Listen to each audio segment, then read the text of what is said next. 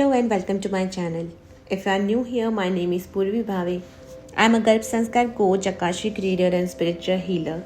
Through my work, I support people in their journeys of inner healing, conscious living, emotional clarity, spiritual growth and deeper self-understanding, whether it is during pregnancy, life transition or spiritual awakening.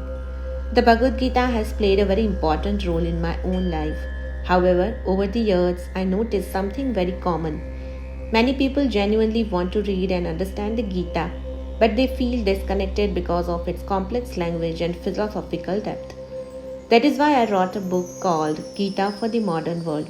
This book is a simplified, easy to understand version of the Bhagavad Gita, written especially for students, seekers, beginners, and anyone who wants to apply the Gita's wisdom in today's real practical life.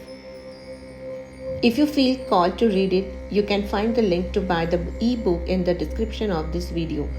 Before we begin, I request you to like this video, subscribe to my channel and share it with anyone who is ready to evolve on their spiritual journey. Sometimes one right teaching at the right time can change someone's entire life. Now let us begin with the chapter 1 of Bhagavad Gita. Most spiritual books begin with peace, enlightenment, or divine wisdom. But the Bhagavad Gita begins with confusion. It begins with fear, emotional breakdown, and inner conflict. And that is exactly why it is timeless. Because real spiritual growth does not begin when life is comfortable. It begins when we are confused, overwhelmed, and unsure. Chapter 1 of the Bhagavad Gita is called Arjuna Vishada Yoga, the yoga of sorrow, grief, and inner turmoil.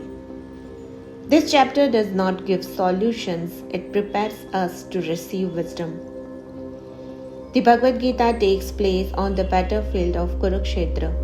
But Kurukshetra is not just a physical location, it is a symbol of our own life. Every single day we stand on a battlefield between right and wrong, between fear and responsibility, between comfort and growth, between emotions and truth. The real war is not outside us, the real war is within us. That is why the Gita is relevant for every generation, every culture, and every individual. Arjuna is one of the greatest warriors of this time. He is skilled, disciplined, courageous, and experienced. Yet, at the most important moment of his life, he breaks down. Before the war begins, Arjuna tells Krishna, "Please take my chariot to the middle of the battlefield. I want to see who I have to fight." This moment is very significant. It represents awareness. Before making a decision, Arjuna wants to see clearly. In our life, this is like saying, "Let me understand the situation fully.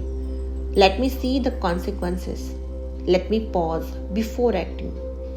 This is not weakness, this is consciousness. When Arjuna looks around, he sees his teachers, his elders, his relatives, his cousins, his friends. Suddenly the war becomes personal. His heart fills with attachment, fear, and guilt. This is where most of us struggle. We are strong when decisions are professional, but we collapse when decisions involve our own people. Arjuna represents every human being who feels torn between duty and emotion. Arjuna describes his condition. His hands are trembling. His mouth is dry. His body feels weak. His mind is confused. In modern terms, this looks like anxiety, panic, emotional overwhelm, inability to think clearly. The Gita openly acknowledges mental and emotional struggle. It tells us something very important. Even strong people break down. Feeling overwhelmed does not mean failure. Spirituality does not deny emotions, it begins by accepting them. Arjuna now begins to justify why he should not fight. He says, "What is the point of victory if my family is destroyed? Killing elders and teachers feels sinful. Society will collapse if traditional break. Even winning will bring only guilt. These arguments sound wise and moral, but Krishna remains silent. Why? Because Arjun's mind is mixing fear and attachment with moral reasoning. This happens in our life too. We often say, I can't change because others will hurt. I can't choose myself, it feels selfish. I can't move forward, it feels wrong. The Gita teaches us not all noble sounding thoughts comes from wisdom. Arjun's problem is not violence. His problem is attachment. Attachment to relationships, identify, outcomes, approval. Attachment clouds clarity. The Gita does not say attachment is bad. It says unconscious attachment leads to suffering. When emotions overpower wisdom, we become confused. At the end of chapter 1, Arjun drops his bow and says, I will not fight. This is symbolic. Dropping the bow means letting go of ego, accepting confusion, and admitting helplessness. This is the real beginning of spiritual growth. When a person says, I don't know, I need guidance, only then can true wisdom enter.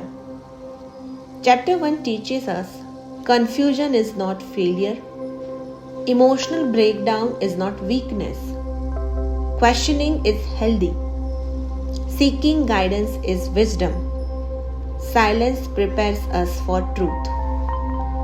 Before Krishna speaks, Arjun becomes empty. An empty mind can receive clarity. Chapter 1 ends in silence. Krishna has not spoken yet, and that silence is sacred. Because divine wisdom speaks only when the ego becomes quiet.